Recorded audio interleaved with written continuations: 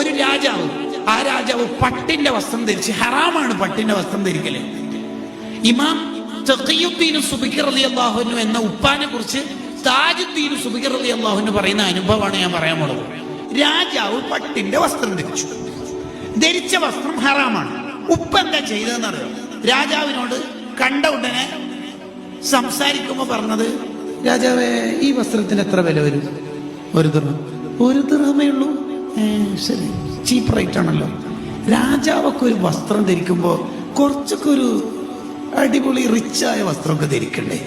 രാജാവൊക്കെ അതിൻ്റെതായ prestige keep ചെയ്യണ്ടേ? മാത്രമല്ല, ഇത് കഷ്ടപ്പെട്ടിട്ട് ധരിക്കാൻ മാത്രം ഇതിൽ പ്രത്യേകിച്ച് ക്വാളിറ്റി ഇല്ല. കാരണം ഇത് നരകത്തിന്റെ വസ്ത്രം എന്നല്ലേ പറയണത്, ഹറാമുമാണല്ലോ. രാജാവിന് കത്തി. ഫസ്റ്റ് പറയേണ്ടത് രണ്ടാമത് പറഞ്ഞതാണെന്ന് കത്തി. രാജാവ് റൂമിലേക്ക് പോയി ഡ്രസ്സ് മാറ്റിയിട്ട് തിരിച്ചു വന്നു. ഇതിനെക്കുറിച്ച് മോൻ പറയാ, ഫസ്റ്റ് എന്നെ തിരിച്ചാണ് പറഞ്ഞത്. എന്താ രാജാവ്, ഇതെല്ലാം വസ്ത്രം ഹറാമെന്ന് നീ എത്രാം ക്ലാസ്സിൽ പഠിക്കുന്ന നിര്യാണിക്ക് എന്തെന്നാണ് ഈ മദ്രസയിൽ പോയിട്ട് അങ്ങനെ ആറ്റാ പറഞ്ഞത്. നമ്മൾ ആൾക്കാർ പറയുന്ന പോലെ പറഞ്ഞതെങ്കിൽ കേൾക്കൂല.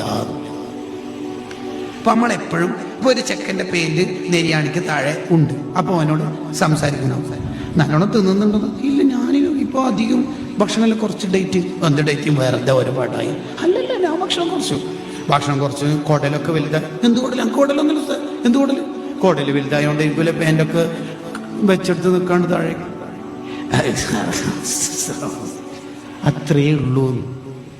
ഈ കുറ്റപ്പെടുത്തൽ നിർത്തുന്ന ഒരു നാടായൊക്കെ എന്ത് രസം ഉണ്ടാവും ആ നാട്ടിൽ ജീവിക്കാൻ തന്നെ.